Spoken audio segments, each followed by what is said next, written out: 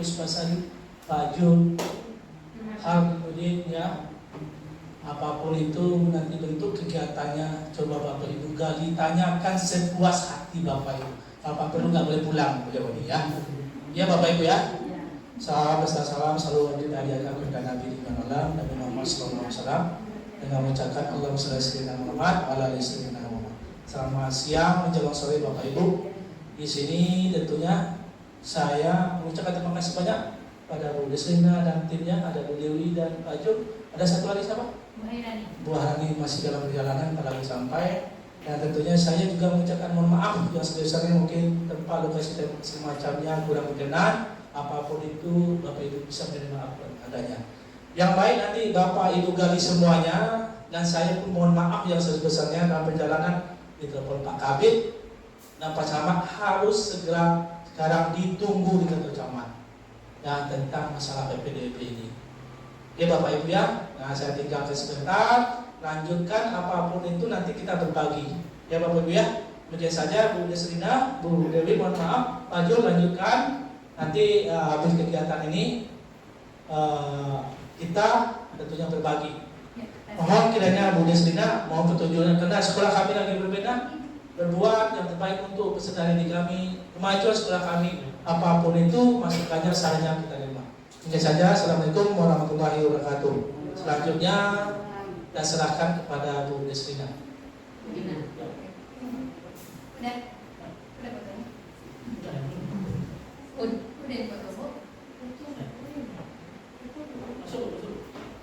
Kode dokumentasi 05 ya?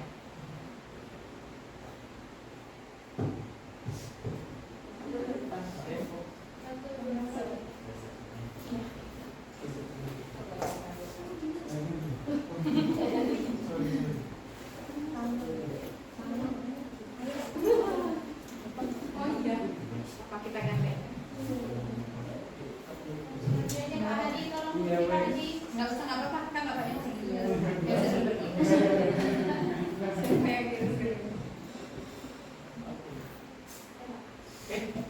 Oke, baik. Terima kasih Pak Desvira. Bapak Ibu, bismillahirrahmanirrahim. Assalamualaikum warahmatullahi wabarakatuh.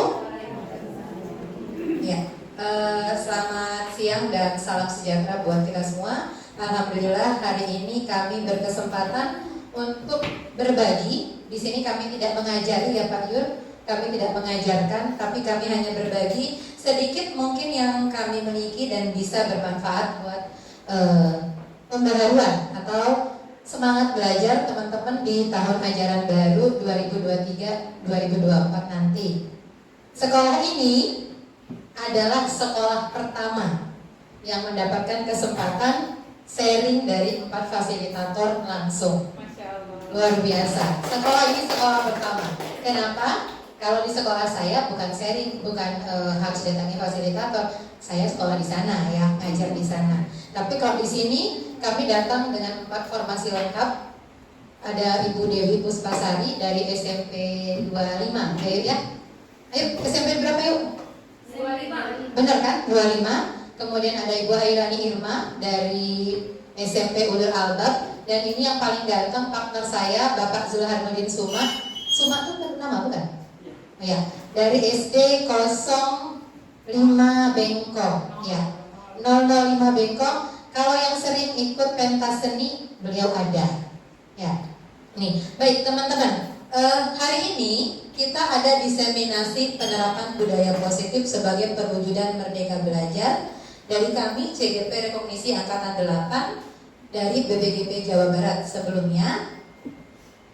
Ya Bu, tenang Bu, aku banget kayak tegang gitu kami karena kita selama 4 orang, jadi sepertinya tegang sekali. Ya Pak Zul, ajak dulu mereka ice breaking ini Pak Zul. Sepertinya harus dikasih ice breaking atau kekenyangan ya Pak Zul. Ya Pak Zul ke depan yuk. Oh atau lama nunggu. Ya Pak Zul, kita kasih ice breaking sebentar. Kita kasih yang mana nih hari ini ice breakingnya? Yang tadi boleh atur fokus, konsentrasi atau yang mana? Baik, Bapak Ibu. Di sini. Jadi Bapak Ibu, terima kasih juga dikasih kesempatan seperti ini. Tadi alhamdulillah Bapak Kepala Sekolah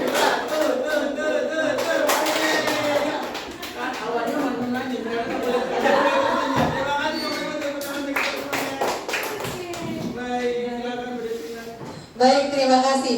Ternyata cukup 1, 2, 3, 4, 5. Gak pernah lulus Pak Zul, karena gak sampai kelas 6. Udah mentok di AKM, dia gak sekolah lagi, selesai NBK. Baik teman-teman, salam dan bahagia. Assalamualaikum warahmatullahi wabarakatuh. Next, yuk. Baik, hari ini kita akan membuka dengan pertanyaan pemantik. Kita kembali merefleksi ke diri kita sendiri. Ya, apakah Bapak Ibu setuju dengan pernyataan ini? Pernyataan yang pertama, hukuman dapat mendisiplinkan anak. Saya mau Bapak Ibu angkat tangan kalau setuju.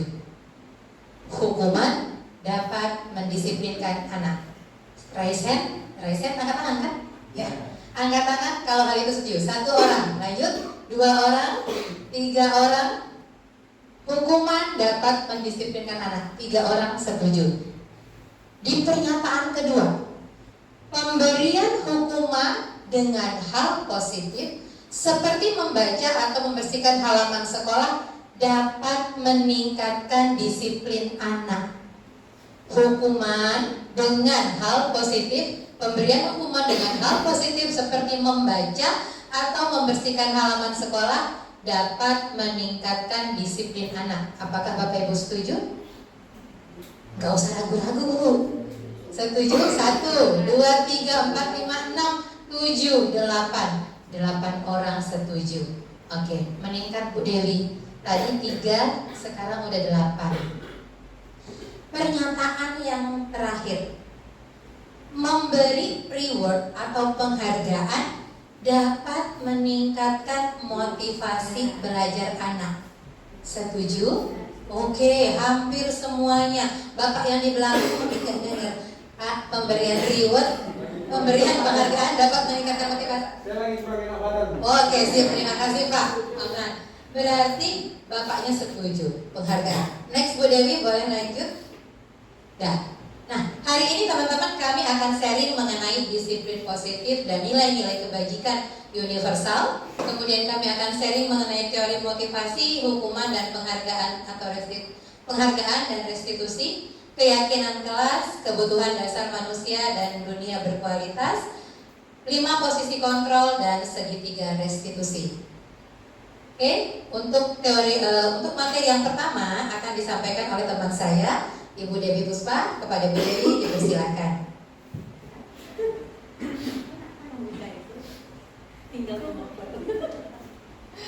Baik, bismillahirrahmanirrahim. Assalamualaikum warahmatullahi wabarakatuh. Selamat siang Bapak Ibu semua. mungkin di sini ada beberapa yang sudah kenal saya waktu tahun 2021 ya, Januari pernah di sini. Kembali lagi saya ke sini. Perkenalkan, nama saya Dewi Puspasari. Tempat tugas saya di SMP Negeri 25 Batam. Dan saat ini kami berempat sedang termasuk di dalam program guru penggerak angkatan 8 dan memfasilitasi para calon guru penggerak yang hebat di BPGP Jawa Barat. Jadi karena secara daring, maka dapat tugasnya di Jawa Barat. Kebetulan berempat memang mendapatkan tugas di Jawa Barat. Nah, Bapak Ibu semua, program guru penggerak di sini sudah ada yang lulus belum ya? Program guru penggerak maksudnya ada yang ikut? Ada 3 orang. Nah, ini nanti Bapak Ibu perlu nih yang seperti ini. Jadi Bapak Ibu akan mencari tempat untuk mensosialisasikan ya kegiatan-kegiatan yang seperti ini karena belum banyak yang tahu, gitu loh. Apalagi ini pas momennya di saat kita mau tahun ajaran baru. Nah, jadi tadi udah ada pernyataan-pernyataan, nanti diingat ya. Pada waktu penutup nanti ada Umi kita yang cantik cerita Sri Kandi Provinsi Kepulauan Riau nanti akan mencocokkan dengan pernyataan romantik yang ada di awal tadi. Betul ya Umi? Betul, baik. Kayaknya kita nggak perlu lagi untuk menarik fokus ya, langsung aja ya. Baik, langsung aja. Next Umi, kita Oke, kita sekarang bermain dulu. Di sini perubahan paradigma. Bapak Ibu sekalian, kita akan memulai dengan kegiatan kepalan tangan. Jadi di sini nanti ada A dan B. Bapak Ibu, kebetulan ini udah berpasangan semua ya. Jadi nanti yang belum dapat pasangan bisa berpasangan. Itu ada sama bapak yang di belakang. Ada. Bapak sama bapak maksudnya. Iya, Bapak sama Bapak. Oke. Jadi nanti silakan Bapak Ibu nanti dibantu oleh rekan kami akan membagikan kertas ya.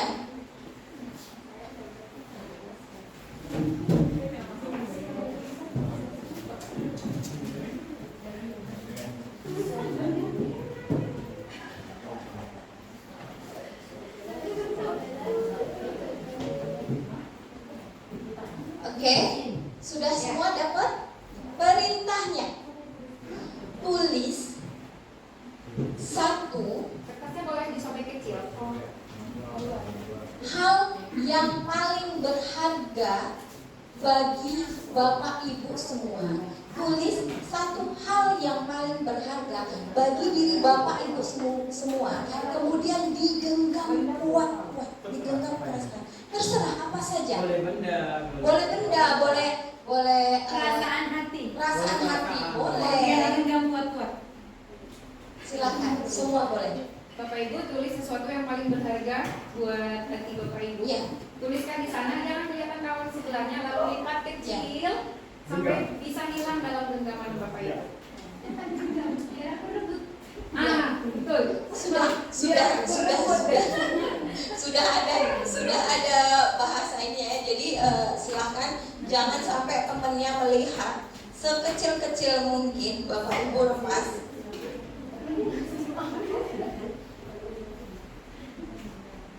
Nah, Boleh benda, boleh Ya. apa, boleh perasaan. jadi digenggam kuat-kuat ya. Jadi nanti temennya itu akan mencoba mengambil ya dengan sekuat tenaga, dengan berbagai cara, baik itu memintanya dari cara yang paling lembut sampai dia mau menghardik ya, mengancam ataupun membujuk supaya Bapak Ibu mau membukakan kertas. Oke. Silakan. Kita mulai. Satu. Ini. Bapak Ibu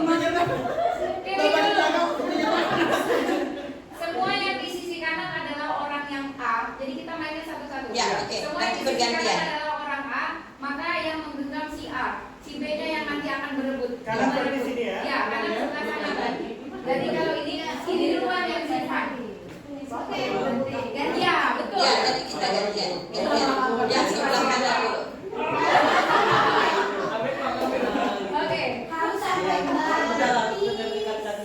Sebisa mungkin pada akhirnya apakah ini bisa terambil atau tidak, ya. ya usahanya. Aku bayar deh. Pak, mau memberikan atau tidak? Ya. Tolong berikan saya lah. Anda ambil. Pokoknya gini, Sampai paksa boleh. boleh paksa, boleh silakan.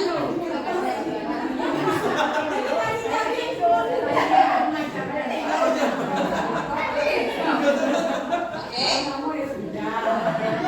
Stop. Nggak bisa kok lagi, nggak bisa dia. Izin sama. Oke. Nggak mau kasih sudah tunggu disimpan. Ada yang tidak ada, nggak bisa dirayu. Nggak bisa dirayu. Bapaknya nggak mau rayu. Ada yang bisa terbuka?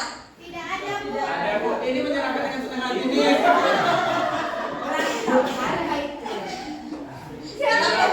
Kenapa Bapak terbuka atau dipaksa atau Kayak tangan gitu.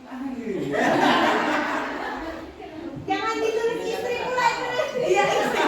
nanti itu ditulis istri diambil orang. Kawan itu Pak Adi. Oke. Sekarang yang B. Sekarang gantian yang B. Yang mana? Ya. Sekarang gantian yang B. Bagaimana rasanya? Gantian yang B. Sudah gantian. Ini padaman Bu beli mereka. Ya boleh. Silakan terserah. Yang penting itu membuat teman-teman itu memberikan itu. Oke. 1, 2, 3. Silakan. Ayo udah Bu. Ya, ada. Cepat. Tadi kamu masih giliran Prabu punya bisa. Tidak ada sampai 3.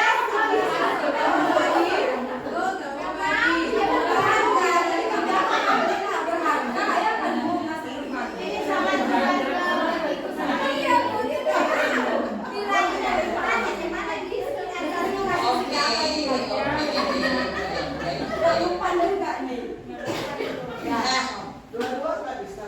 nggak bisa ya Bu ya. Berarti padamu tak bisa dirayu. Keluarga biasa pada ngerayu.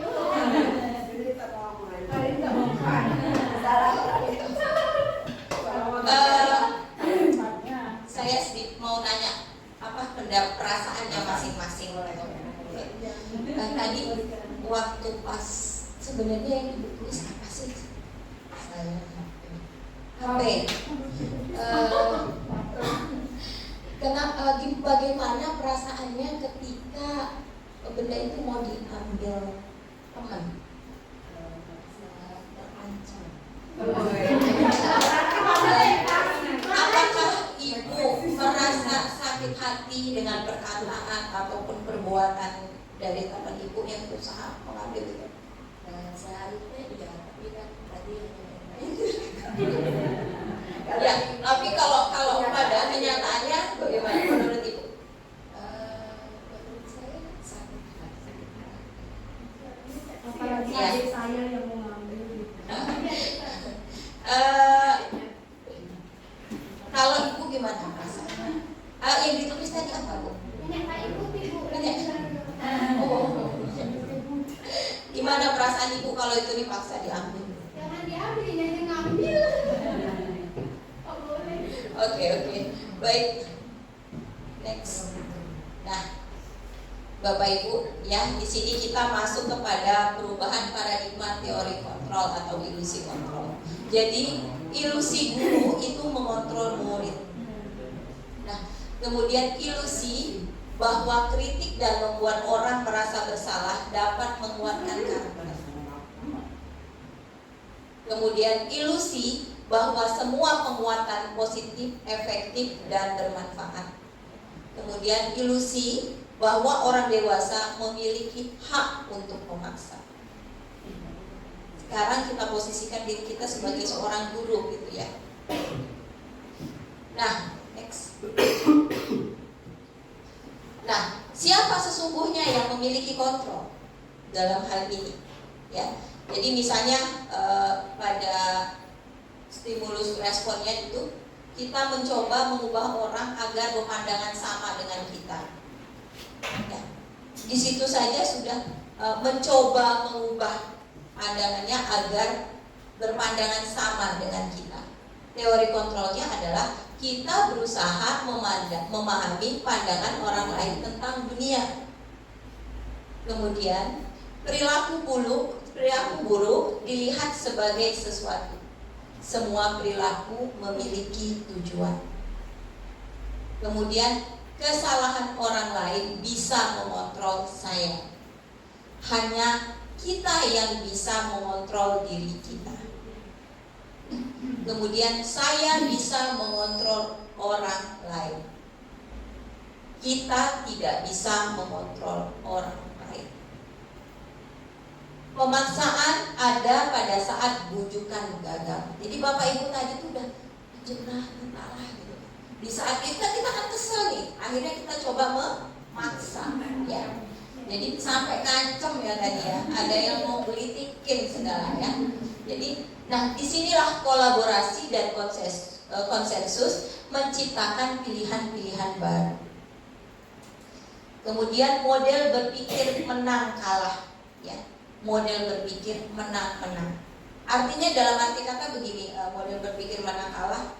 Kalau kita kita berhasil nih tadi merebut atau ibu berhasil mempertahankan, ibu merasa menang dan temannya merasa kalah.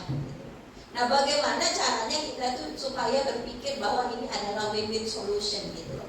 Tidak ada yang merasa menang dan juga tidak ada yang merasa kalah. Kemudian apa makna disiplin? Ya Bapak Ibu, ini kita kalau ngomong dari segi bahasa ini disiplina, itu dari bahasa Latin, artinya belajar. Makna asal dari kata ini berkonotasi dengan disiplin diri dari murid-murid Sokrates dan Plato. Disiplin diri itu membuat orang menggali potensinya menuju sebuah tujuan apa yang dia hargai. Namun dalam budaya kita, Bapak Ibu, ya, makna disiplin itu sudah berubah, ya, yang berarti itu menjadi sesuatu yang dilakukan seseorang pada orang lain untuk mendapatkan kepatuhan. Contohnya peraturan sekolah. Nah, kecenderungan umum adalah menghubungkan kata disiplin dengan ketidaknyamanan. Ya, bukan dengan apa yang kita hargai atau pencapaian suatu tujuan mulia. Nah, ini akan terus berkelanjutan dari 2.1 sampai 2.5. Oke. Kemudian ini kita langsung masuk ke nilai-nilai kebajikan universal. Nah, nilai-nilai kebajikan ini Bapak Ibu adalah sifat-sifat positif manusia, ya, yang merupakan tujuan mulia yang ingin dicapai oleh setiap individu manusia tersebut. Kemudian nilai-nilai tersebut bersifat universal, ya, lintas bahasa, suku, bangsa, agama, ya, maupun latar belakang. Nah, setiap perilaku, perbuatan itu memiliki suatu tujuan. Itu berdasarkan dari teori kontrol yang ditulis oleh Dr. William Glasser pada tahun 1984, sehingga untuk menggerakkan motivasi dari dalam, ya, untuk mencapai tujuan mulia yang diinginkan. Nah, kemudian nilai-nilai kebajikan yang ingin dicapai oleh setiap anak di Indonesia yang kita kenal dengan profil pelajar Pancasila. Apa aja itu Bapak Ibu? Beriman, ya, kritis, bernalar kritis, ya, berkebinekaan global, gotong royong, kreatif, ya. Nah, sekarang kita masuk ke pembelajaran 2.2 tentang teori motivasi, hukuman, dan penghargaan, ya, serta restitusi. Ini sebenarnya nanti restitusi akan banyak kita belajar di sini. Jadi ini nggak terlalu lama, nanti pada restitusi pengennya kita ada praktek ya. Ya, oke. Oke, teori motivasi perilaku manusia itu ya, motivasi eksternal itu adalah untuk menghindari ketidaknyamanan hukuman, apa yang akan terjadi apabila saya tidak melakukannya. Kemudian untuk mendapatkan imbalan dari orang lain, institusi, apa yang akan saya dapatkan apabila saya melakukannya. Kemudian yang ketiga, untuk menghargai diri sendiri. Saya akan menjadi orang yang seperti apa bila saya melakukannya. Jadi Bapak Ibu sebenarnya pengennya kita jelasin dari apa ya, dari prinsip pembelajaran Ki Hajar Dewantara ya, sepintas yang maunya ya, tapi karena waktu yang tidak memungkinkan. Next. Nah ini ya Bapak Ibu, merdeka menurut Ki Hajar Dewantara itu adalah ya, tidak hanya terlepas dari perintah, akan tetapi juga cakap buat memerintah diri sendiri. Ya Bapak Ibu, awal saya ikut program Guru Penggerak kita itu tahun 2021 ya, 2021. Mungkin sama seperti Bapak Ibu yang Bapak Ibu pahami tentang Ki Hajar Dewantara itu apa yang muncul di dalam kepala saya, karena itu yang tertanam dari saya kecil. Ki Hajar Dewantara itu adalah Tuguri Handayani, dan Ki Hajar Dewantara adalah Bapak Pendidikan Indonesia.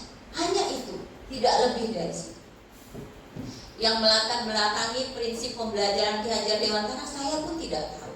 Baru tahu sekarang di saat saya sudah berusia 40 tahunan, ya Bapak Ibu.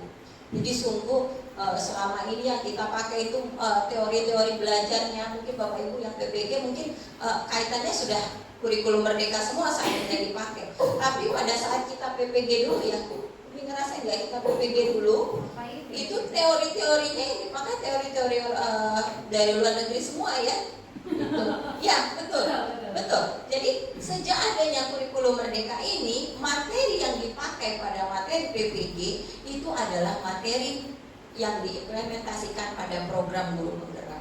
Maka keuntungan bagi guru-guru yang sudah mengikuti program Guru Penggerak, maka dari itu mereka langsung ikut final testnya saja. Jadi nggak perlu ikut lagi ini, karena di dalam program Guru Penggerak yang kemarin 9 bulan, sekarang 6 bulan lebih ya, itu membahas mengenai kurikulum merdeka, bagaimana caranya kita menerapkan. Jadi sekarang itu banyak yang menyesal, kenapa dari dulu gak ikut program Guru Penggerak, kenapa dari dulu saya ini, kalau udah dari itu mungkin udah PPG udah apa. Nah, tetapi intinya permasalahannya bukan dari situ. Intinya untuk merubah mindset diri kita, bagaimana kita ke anak-anak siswa kita itu juga anak-anak kita. Jadi bagaimana kita memperlakukan mereka, seperti itulah mereka akan memperlakukan kita. Bagaimana sayangnya Bapak Ibu terhadap anak kandung Bapak Ibu, kalau Bapak Ibu juga lakukan hal itu dengan siswa Bapak Ibu, tentu mereka akan berlaku, mereka juga akan percaya, dan mereka juga akan menaruh kepercayaannya kepada kita. Next. Nah, apa itu restitusi? Ini yang tadi saya bilang, restitusi ini kayaknya hal utama yang harus dimiliki oleh seorang guru. Restitusi.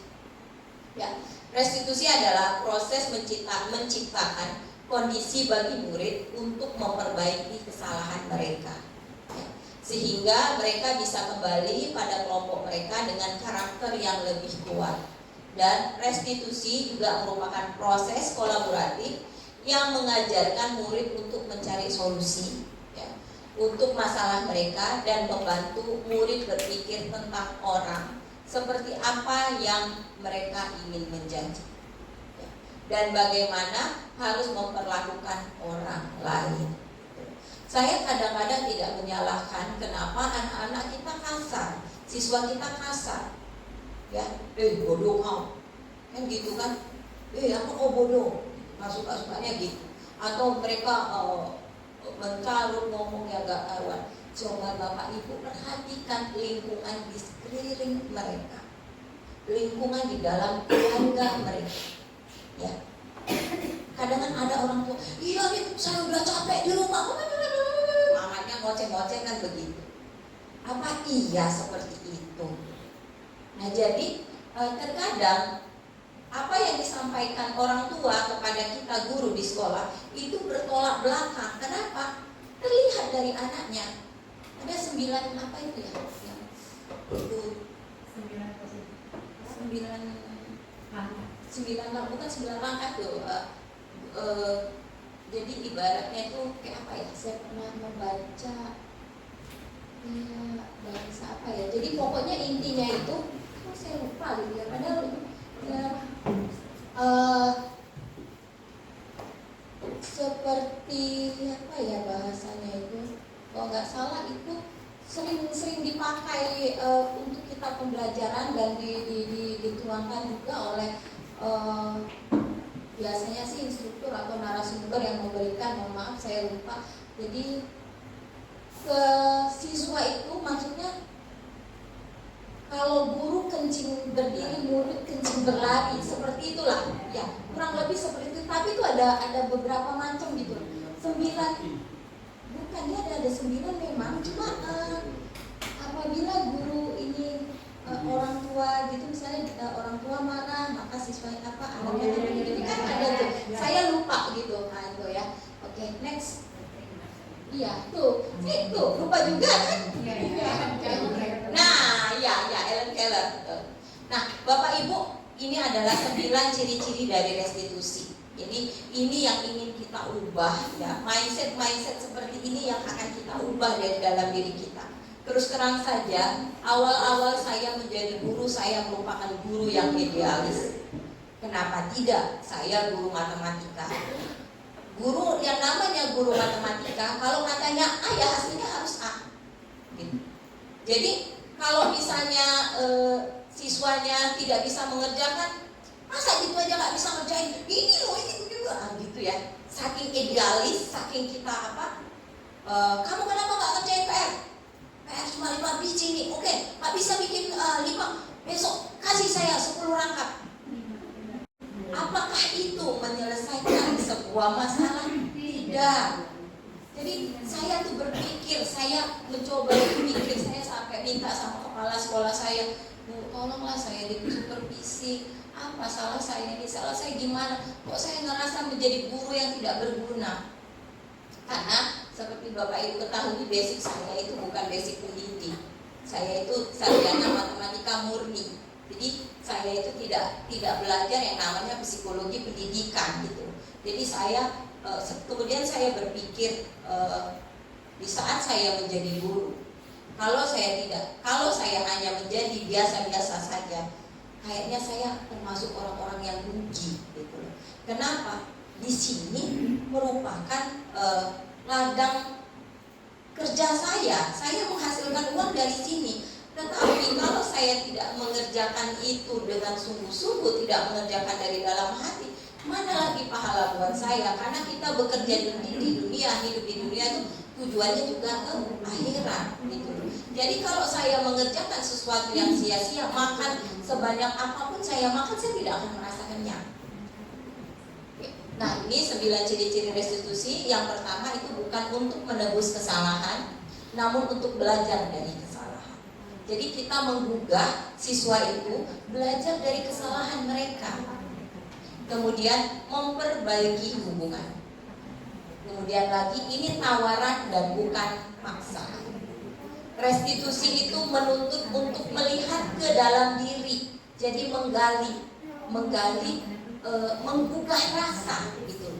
Apa yang sudah kita perbuat, benar atau salah. Tetapi itu bukan dari orang lain. Contohnya, kamu udah bikin pusing ibu loh, ya tiap kali kamu kayak gini. Nah, artinya itu kita kan secara tidak langsung sudah menyalahkan gitu. Berarti ibu dipusing gara-gara aku aja. Ya. Jadi restitusi mencari kebutuhan dasar yang mendasari tindakan. Jadi kita tanya dulu, Misalnya dia nggak masuk semalam, kan? Padahal kita lihat ternyata belum jam sekolah dia udah keliaran di pinggir sekolah, karena kebetulan kan kadang-kadang kita saya kalau kita nggak sekolah, kita ngomel-ngomel sama teman, kok nggak itu situ, dia nggak sekolah loh ternyata. Kan sering ya kita begitu sesama guru gitu kan. Nah, tetapi kita nggak tahu alasan dibalik itu apa. Mungkin alasan dia nongol sebentar tadi, mungkin disuruh orang tuanya cari adiknya, kita nggak tahu. Padahal posisi dia saat itu sedang sakit. Tetapi kita hanya melihat di permukaannya saja. Kita sudah marah. Kemana kau semalam? Udah nggak sekolah, kelihatan pula kau. Nampak sama guru-guru. Nah, kan biasanya gitu ya. Biasanya seperti itu. Saya juga kadang-kadang kebetulan kalau saya dengan siswa nggak pernah seperti itu. Mungkin caranya yang berbeda. Ada marahnya tapi nggak seperti itu. Tetapi kenapa saya tahu? Karena saya sering melihat ada beberapa teman saya yang melakukan hal yang seperti itu, gitu loh. Karena kan kadang-kadang anak tuh dipanggil di ruang guru karena kesalahan mereka rame-rame. Wah iya memang benar ini. Itu kan yang anaknya siapa itu kan? Wah iya itu. Jadinya sama-sama kita menghakimi mereka. Itu yang harus kita ubah juga mulai sekarang. Kemudian restitusi diri adalah cara yang paling baik. Kemudian restitusi fokus pada karakter bukan tindakan. Kemudian restitusi fokus pada solusi. Misalnya anaknya nggak masuk, ya, kamu semalam kemana nak? Ya bu, adik saya nggak ada yang jaga. Kenapa adik kamu nggak ada yang jaga? Iya bu, ibu bekerja. Jadi kalau seandainya ibu bekerja, adik nggak ada yang jaga, kamu jadinya nggak sekolah. Iya bu. Apakah ada solusi lain yang bisa? Nanti kan dia bercerita. Biasanya ibu kalau jadi selama ini kamu gimana, kan ada sekolahnya. Biasanya ibu kalau misalnya saya mau sekolah, adik dititipin sama tetangga. Nah kira-kira besok kalau adiknya gak ada yang jaga, bisa gak bilang sama ibunya adiknya dititip aja ke tetangga, nanti pulang sekolah baru dijemput? Bisa bu. Akhirnya kan kita mendapatkan solusi, bukan paksa. Pokoknya ibu tak mau tahu lagi, bilang sama mama, oh besok harus sekolah. Jadi yang di rumah dia sudah tertekan karena harus menjaga adiknya, tertekan juga dengan kita di sekolah. Akhirnya apa? Dia ngambek, gak mau sekolah. Apa yang dia bilang, dia sampai ke orang tua, sudah lama aku berhenti acara sekolah, aku di sekolah dimarah-marahin, di rumah mama pula suruh aku jaga adik aja, aku tak usah sekolah. Akhirnya apa?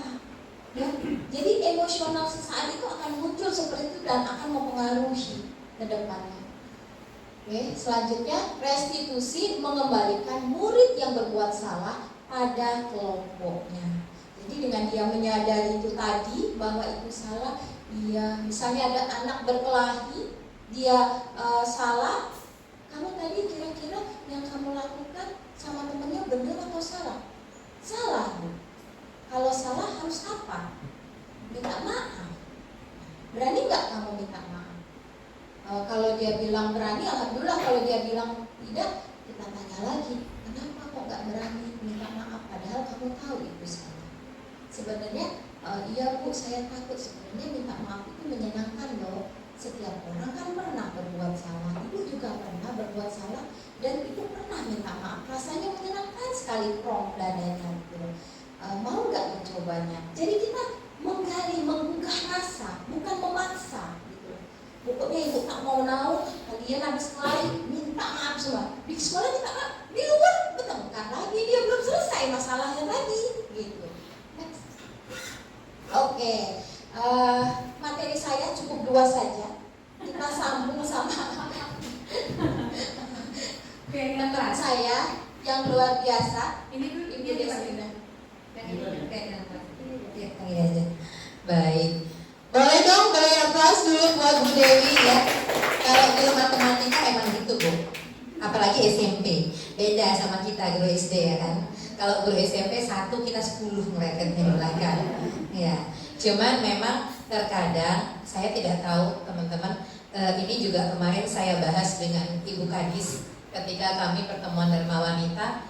Bu Noperlinda, masih ingat ya Bu Noperlinda mengangkat cerita ke Bu Kadis, Bu, tahun ini tingkat perceraian tertinggi itu terjadi pada PNS. Terutama banyak suami komplain dengan istrinya yang buruk. Diakui atau tidak, memang tingkat lelah kita jauh. Kalau dulu kita menganggap guru itu pekerjaan paling menyenangkan, setengah 2 udah pulang. Kalau orang PT nitip anak itu full, kalau kita setengah hari. Kalau sekarang kita ngalahin orang PT. Ya, kemarin itu sempat saya sharingkan juga dengan Ibu Kadis, Ibu Sahabat Putri ya, Putri. Mungkin Bu boleh dievaluasi jam kerja kami ke Bapak. Mana tahu hitung-hitungannya kepleset. Saya bilangnya kayak gitu. Ya, baik teman-teman. Kembali. Kenapa sih harus ada keyakinan kelas? Biasanya kalau kita datang ke sekolah-sekolah, di depan kantor guru atau TU ya, biasanya ya paling depan langsung keluar peraturan sekolah. Benar atau betul? Benar. Kenapa kok di kurikulum Merdeka kita merubahnya menjadi keyakinan kelas? Kembali deh dari kata peraturan. Ada meme yang mengatakan peraturan dibuat untuk dilanggar. Betul? Betul. Peraturan dibuat untuk dilanggar. Datang 7.30 Finger, kita madamai 7.29.56 datangnya. Kan yang penting belum 7.30. Kan gitu kan? Tapi kalau keyakinan ditanamkan ke dalam diri 15 menit sebelum jam belajar mulai saya sudah datang, maka kita akan dengan sukarela datang. Kalau keyakinan itu seperti itu. Next Pak Ju. Ya, saya mau Bapak Ibu sekarang menuliskan di mana tadi kertas kita Bu? Bukan. Di sini, oke. Boleh teman-teman menuliskan jawabannya. Ada 2 pertanyaan ini yang mungkin teman-teman boleh tulis. Dan nanti mungkin Ibu Cantik tadi kertasnya boleh Bu, saya minta 1 Bu. Ya, ditempel aja langsung Bu. Kasih aja Bu di atasnya. Ya. Ada di situ pertanyaan yang pertama, mengapa kita memiliki kertasnya aja? Ya, biar saya taruh. Mengapa kita memiliki peraturan tentang penggunaan helm pada saat mengendarai kendaraan roda 2 atau motor? Kenapa? Mengapa kita memiliki peraturan tentang penggunaan helm? Penggunaan helm ya. Penggunaan helm pada saat mengendarai, di situ aja boleh nih. Enggak, situ aja oke. Pada saat mengendarai kendaraan roda 2 atau motor. Itu yang pertama. Yang kedua, teman-teman, mengapa kita memiliki peraturan tentang penggunaan masker dan mencuci tangan setiap saat? Mengapa kita memiliki peraturan menggunakan masker dan mencuci tangan setiap saat?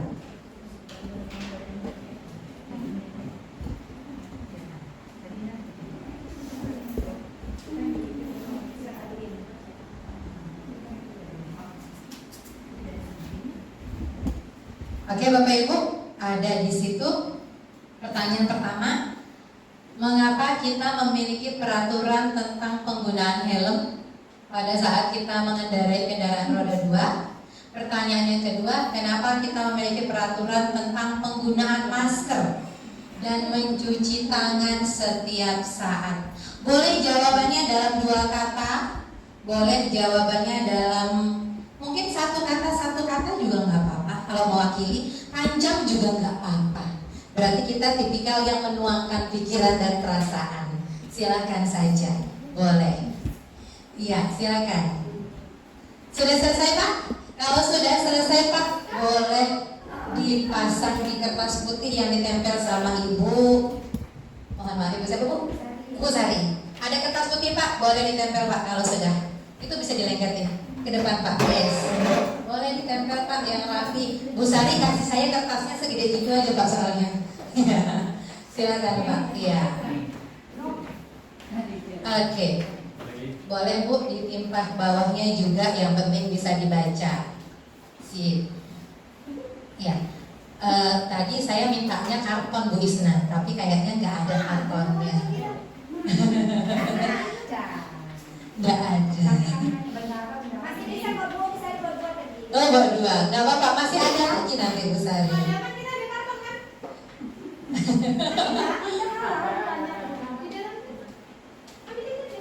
Sini Pak. Oh mau ditempel Pak? Boleh, diwakili Bu Ririn. Terima kasih Bu Ririn. Gak apa-apa, ini untuk yang pertama. Kita masih butuh nanti satu lagi. Oke. Boleh? Yang rapi. Baik. Sip. Dan oke, terima kasih Bapak Ibu. Silakan Pak Zul di next. Saya mau jawab, mau lihat. Coba sebelum saya konfirmasi dengan membaca yang di depan. Oh, langsung dibawa ini kan satu paket. Masya Allah, mengamuk dia.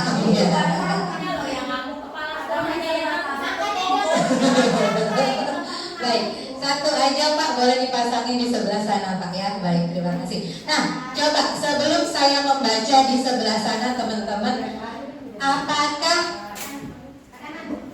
halo? Iya, nggak apa-apa Pak, biarin aja Bu, bapaknya Bu. Apakah teman-teman rata-rata menjawabnya dengan ada kata keselamatan? Betul? Iya. Rata-rata pasti helm keselamatan. Ya kan? Kenapa? Yang pertama kita yakin helm melindungi kepala, baik dari debu, baik dari panas, plus kalau kita area sini dari terjangan mobil sampah. Ya, kalau area sini kan terjangan mobil sampah itu luar biasa tuh ya. Kemudian yang di nomor 2, mengapa kita memiliki peraturan tentang penggunaan masker? Paling penting dan paling banyak jawabannya adalah kesehatan. Benar? Kesehatan. Kenapa? Bapak Ibu meyakini bahwa dengan pakai helm kita akan selamat. Kalau terjadi sesuatu kita melindungi kepala. Kalau pakai masker kita terhindar dari virus. Kan itu yang kita yakini sampai dengan saat ini. Baik, betul kan begitu jawabannya Bu Irma dan Bu Dewi? Betul sih. Tepuk tangan dulu buat Bapak Ibu semua. Itulah landasan mengapa kita membuat keyakinan kelas. Bapak Ibu yakin pakai helm itu menyelamatkan kepala, diri kita menyelamatkan. Bapak Ibu yakin bahwa masker bisa menjaga kesehatan. Coba dibiarin aja. Nggak pakai kesehatan, nggak pakai keselamatan. Banyak kok beberapa orang yang tidak yakin helmnya pindah ke dengkul. Pernah lihat di jalan? Helmnya dipegang di sini kan Bu, di motor? Bukan dipakai, dipindahkan ke dengkul. Kenapa? Dia nggak yakin. Bener. Orang Batak paling keren. Maskernya pengganti kalung. Itu orang Batak. Maskernya taruh di leher. Itu dia. Kenapa? Dia tidak meyakini. Next Pak Zul. Nah, sadarkah kita Bapak Ibu bahwa nilai-nilai keselamatan atau kesehatan inilah yang disebut sebagai suatu keyakinan, di mana nilai keyakinan itu adalah nilai-nilai kebajikan universal yang disepakati secara tersirat dan tersurat, terlepas dari latar belakang, suku, negara, bahasa, agama, apapun. Mau dia orang Batak, orang Jawa, naik motor ya pakai helm. Nah gitu kan? Emangnya kalau orang Batak boleh nggak pakai helm, pakai durian di atas? Kan enggak. Apakah kalau orang Jawa nggak usah pakai masker, pakai bengkung? Kan enggak di sini. Ya, kenapa? Karena itu adalah kesadaran dari nilai-nilai keyakinan. Next Pak Zul. Nah, teman-teman, saya yakin di sini sudah banyak CGP, calon guru penggerak yang luar biasa. Sekolah ini tinggal tumbuh dan berkembang. Sudah ada tunas. Tunas kalau tidak disiram tidak tumbuh, mati dia. Bagaimana teman-teman memberdayakan 3 orang CGP yang mungkin menunggu jadwal ya Bu? Dan dalam hati alhamdulillah gitu kan Bu ya? Iya yakin saya alhamdulillah. Biar PPG-nya selesai dulu baru CGP kan? Bapak Bu, Allah sayang sama Ibu berarti tidak terjadi kayak gitu. Nah, jadi teman-teman, keyakinan kelas sendiri atau keyakinan sekolah kita bisa memulainya dengan keyakinan kelas. Setelah besar bisa kita ubah menjadi keyakinan sekolah. Di sini kita mengajak murid-murid. Jadi apa yang menjadi keyakinan bukan dari diri kita, tapi inisiatif atau ide dari murid. Di situ apa sih yang perlu kita sepakati? Mereka akan memberikan ide. Kemudian Setelah itu mencatat semua masukan-masukannya, baik di papan tulis atau di kertas yang besar, yang mana semua, ingat ya Bu, bukan karena yang si Bu Isna itu sering terlambat jangan dikasih kertas, nggak boleh. Siapapun punya kesempatan. Meskipun si Pak Hadi suka tertidur, tetap dikasih, ya, nggak boleh. Semua murid di kelas punya kesempatan untuk meluahkan pendapat, untuk curah pendapat, dan mereka bisa melihatnya. Next Pak Zul. Nah, nomor 3, keyakinan kelas itu dibuat dengan menggunakan konotasi positif. Tidak hanya keyakinan kelas, di rumah pun kita mencoba dari diri kita sendiri menggunakan kalimat positif. Jangan lari-lari di kelas. Itu positif atau negatif? Negatif. Maka kita berubahnya dengan berjalanlah di kelas. Oke, kemudian di situ Bapak Ibu tinggal kembali daftar yang sudah dibuat. Mungkin ada pernyataan yang sama atau aturan-aturan yang sama yang bisa kita kelompokkan. Misalnya ada yang datang tepat waktu, kemudian ada lagi datang jam 7 karena masuk sekolahnya 7.15. Itu kan berarti dia menyuruhnya tepat waktu. Kemudian hormat kepada ibu guru. Ada yang menulis menghormati. Kan itu sama. Jadi tinggal dikelompokkan. Next Pak Zul. Oke, teman-teman. Kemudian bersama-sama kita menyatukan keyakinan kelas itu. Misalnya nih keyakinan kelas kalau bisa jangan sampai 20 Pak. Capek bacanya Pak Hadi kalau 20 keyakinan kelas, nggak usah. 5, 6 tapi berjalan dan berbobot. Jangan nanti sepanjang depan Bu Isna dari ujung ke ujung isinya keyakinan kelas semua. Nggak usah. Anak-anak itu bukannya baca Bu, belajar. Dibacanya terus. Jadi nggak boleh gini, nggak boleh gini. Apalagi kelas 1, 2, 3 kan. Dan nggak boleh terlambat. Satu-satu dia baca.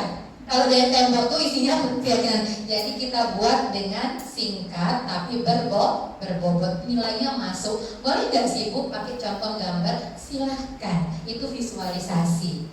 Kemudian teman-teman, setelah semua keyakinan kelas itu dibuat, semua warga dipersilakan meninjau ulang, menyetujuinya, atau mungkin kalau ada tanda tangan bolehlah supaya keren. Itu biasanya kita bisa pakai di kelas 4, 5, 6. Ada kebanggaan tersendiri, setuju gitu ya. Kalau perlu pakai spidol warna silver atau gold, bangganya luar biasa mereka.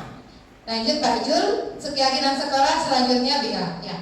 Boleh dilekatkan di dinding atau dibikin di stand banner ya. Kalau bendahara bosnya tanya aja Bu Isna, bisa dimodalin nggak Bu satu kelas 1 stand banner keyakinan kelas? Kalau bisa, good. Itu yang sudah memulai di 02 Nongsa. Mereka sudah memulai setiap kelas itu ada keyakinan kelasnya pakai stand banner. Next Pak Zul. Oke, ini Bu contohnya tadi. Kalau Bapak Ibu kan nempelnya di sana. Kalau mereka nempelnya di kelas ini seperti ini. Mereka ini yang di tahapan pertama tadi mengajukan ya Pak Zul ya. Kemudian setelah itu dikelompokkan. Next Pak Zul. Setelah dikelompokkan, nah seperti ini. Nanti dikelompokkan lagi yang rapi. Next Pak. Nah inilah dia. Bu boleh tulisan seperti ini, silakan. Boleh nggak pakai visual gambar begini? Silakan. Mana yang lebih menarik? Bu, kapan bikinnya ini? Enak, besok pas masuk tahun ajaran baru. Pas banget. Bu nggak mau repot-repot beli karton hitam. Ada ya karton hitam kan? Lebih gampang bikin warna-warninya. Terserah kreativitas mereka. Oke, itu saja untuk keyakinan kelas. Kita akan praktek nanti, tidak sekarang. Nanti akan dipandu sama Umi Irma yang cantik setelah mengkonklus ya Mia. Setelah nanti akan kita praktik sedikit. Udah dikasih karton sama Bu Isna, udah marah satu toko dikasih semua, alhamdulillah. Nanti kita akan praktik. Mungkin itu saja materi selanjutnya. Pak Zul dulu atau Umi Irma dulu? Pak Zul dulu. Oke, materi selanjutnya akan disampaikan oleh Pak Zul. Bapak Ibu cobalah berdiri dulu, kok saya jadi tegang ya lihat Bapak Ibu ya. Pak Zul itu bisa nyambung ke apa nggak sih? Ke internet belum? Ya udah saya aja yang main berarti. Fokus. Oke. 1, 2, 3 Pak Zul tadi. Oh, oke. Oh, yang kemarin. Baik. Baik, teman-teman. Dah. Ibu izin, kita akan berbicara mengenai mimpi. Tapi saya memulainya dengan bukan mimpi ya, angka 1 ya. Kalau mimpi lain itu yang berikutnya lagi modulnya. Urutan angka terkait dengan empati lingkungan. Kita akan berempati. Kita akan berhitung dimulai dari saya. Kemudian Bapak Ibu silakan melanjutkan tanpa aba-aba dari saya. Dan peraturannya tidak boleh menyebutkan angka yang sama berbarengan. Tidak boleh loncat. Tidak boleh loncat bilangannya. Harus berurutan, gitu? Iya. Saya agak khawatir sama guru matematika. Beliau adalah ketua MDMP Matematika Kota Batam. Takut saya beneran. Nanti nilainya kita kalau nggak bisa persamaan linear nggak boleh keluar kelas kita nanti Bu ya. Baik, aturannya adalah saya akan memulai dari angka 1. Teman-teman silakan melanjutkan, tapi tidak saya beri aba-aba dan kawannya tidak boleh bersamaan dengan angka yang sama. Siapapun boleh selanjutnya. Siapapun boleh selanjutnya. Silakan berempati dengan lingkungannya. Kita mulai. 1. Ulang lagi.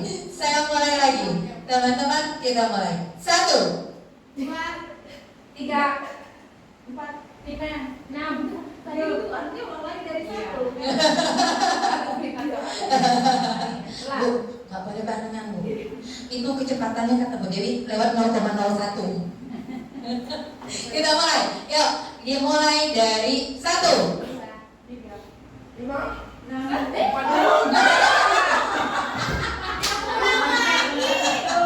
lagi sakit. Oke, fokus ya Bu ya. Kayaknya Pak Zul memang angka 5 itu angka berapa dilewatin tadi? Gak suka dia 4 itu kayaknya. Tadi berhitung kelas 6 hilang, sekarang kelas 4 tadi hilang pun lagi. Oke, kita mulai lagi Bu. Dimulai dari 1. 2, 3, 4.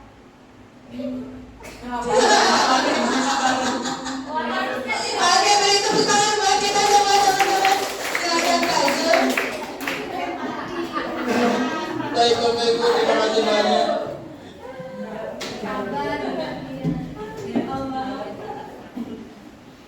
Bapak Ibu, apa permainan dari permainan tadi?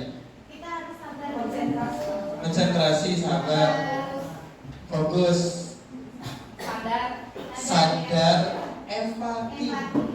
Ya, empati. Kita merasa kayaknya temanku mau duluan ini, bersiap. Seperti itu. Tapi kebanyakan nunggu jatuhnya. Seperti itu ya Bapak Ibu. Terima kasih banyak. Kita lanjutkan kembali Bapak Ibu. Izin memberikan untuk materi, bukan menggurui Bapak Ibu. Sebenarnya ini hanya mengulangi saja. Teori-teori ini sudah ditulis oleh Ki Hajar Dewantara sebelum Indonesia merdeka, sebelum Republik ini didirikan. Dan selama ini kita terlalu sibuk mencari teori dari luar. Rupanya orang luar sudah menggali teori kita sendiri. Ya, Indonesia hebat sejak dulu. Sayangnya kadang-kadang kita masih tertidur. Tapi kita lupa kalau kita itu hebat. Nah sekarang kita dibangunkan kembali. Yuk, ukir kembali kehebatan yang pernah kita raih. 350 tahun bukan waktu yang sebentar, tapi bisa tuntas. Ya, Belanda dalam sejarah katanya 350 tahun dan tuntas kok. Jangan hanya hal-hal yang tidak biasa itu. Baik Bapak Ibu, yang keempat ini masih ada kebutuhan dasar manusia dan dunia berkualitas. Ada dua, lebih kurang ada dua materi, kebutuhan dasar manusia dan dunia berkualitas. Di sini Bu, next. Itu dia Bu. Mau tidak mau, sadar tidak sadar, sebenarnya ini adalah kebutuhan dasar kita semuanya. Anak kecil sampai dengan orang dewasa semuanya. Kita menyetujui. Saya akan tanya, saya akan sebutkan. Nanti saya akan tanya ke Bapak Ibu, setuju gak dengan kebutuhan dasar ini? Yang pertama Bapak Ibu, yang mau melihat, kita mulai dari tengah. Kita memiliki kebutuhan dasar untuk bertahan hidup. Kita makan salah satunya untuk bertahan hidup. Kita keluar dari rumah untuk mencari pekerjaan, salah satunya untuk bertahan hidup. Dan kita bertemu dengan orang lain pun salah satunya untuk bertahan hidup. Ya Bapak Ibu ya, setuju ya? Setuju, baik. Setelah ini nanti saya akan tanyakan, kalau mau setuju langsung setuju. Yang kedua, kasih sayang dan rasa diterima. Rasanya sakit kalau tak diterima, Bu ya. Benar sekali. Anak kecil sampai orang dewasa semuanya pengalaman patah hati. Kayak lagu yang lagi viral sekarang ya, You Break My Heart, Break My Hope. Udah. Kok di Indonesia diciptakan di Indonesia harus go ke sana dulu ya? Tapi ya nggak apa-apa. Indonesia hebat. Kan itu saya katakan sejak awal. Jadi kasih sayang dan rasa diterima, setuju, baik. Lanjut. Kebutuhan dasar manusia selanjutnya adalah kebutuhan akan kesenangan. Nggak ada manusia sengaja nyari masalah. Nah, diginikan kan kalau ketawa dalam kondisi ini pasti tetap senang dalam konteksnya. Ya Bapak Ibu ya. Mengapa Ibu tiba-tiba tadi nonjok? Karena Ibu senang-senang. Tolong coba sengaja datang-datang dapat coba terjadi. Tetap akan memperjuangkan kesenangannya. Seperti itu ya Bu ya. Setuju ya? Setuju. Lanjut. Kebutuhan akan kebebasan. Setuju Bu ya? Bagaimana kita mau bebas? Pasti berusaha. Salah satunya apa? Hari ini mengapa kita mengerjakan membuat rapor Bapak Ibu? Mau coba bebas, benar? Itu yang saya rasakan. Setuju? Jadi salah satu orang bekerja, ngotot, ngoyo, salah satunya adalah karena kebutuhan dasarnya kepengen segera terbebaskan. Ya, kepengen segera terbebaskan. Terakhir adalah kebutuhan dasar manusia karena kebutuhan akan penguasaan. Dia ingin berkuasa di tempat-tempat tertentu. Paling tidak dia ingin berkuasa untuk dirinya sendiri. Ada orang lain mengontrol dia, pasti dia gondok, emosi. Percaya atau tidak? Permainan di awal kita tadi, kok dia mau saya mau ke tangan saya sih? Kan saya menguasai tangan saya sendiri. Setuju? Setuju. Inilah 5 kebutuhan dasar manusia. Dan ini juga yang diinginkan oleh anak-anak kita.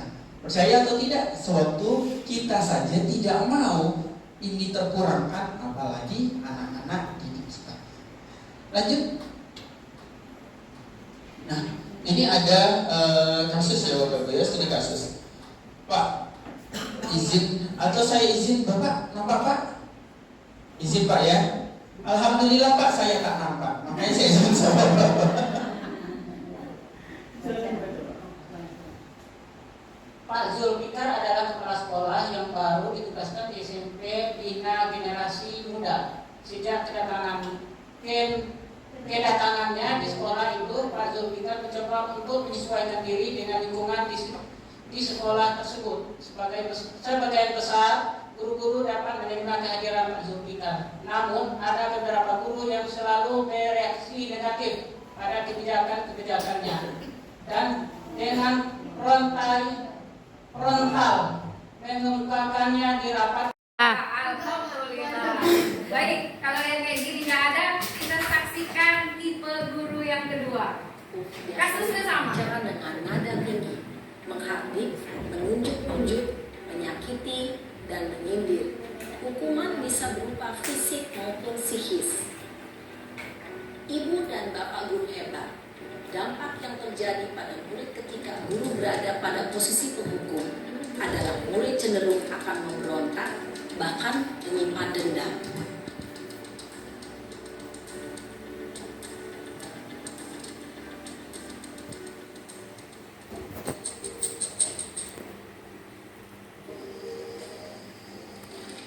Sebagai teman, kasusnya sama.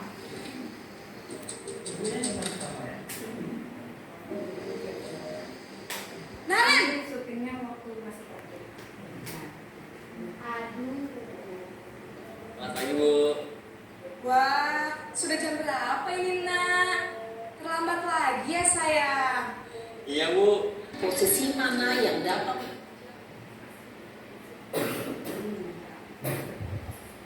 Bapak Ibu, pertanyaan saya sama seperti pertanyaan Ibu yang di video ini. Dari 5 posisi kontrol tadi, mana yang paling ideal?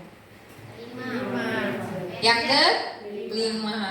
Yang ke-5 dan ke-4 itu adalah posisi yang paling baik sebagai kontrol. Guru sebagai kontrol di sekolah. Kadang-kadang kita jadi yang ke-4 untuk mengingatkan, kadang-kadang kita berada di yang ke-5. Bapak Ibu, yang dibagikan oleh teman-teman tadi dari Bu Desrina, Bu Dewi, Pak Zul,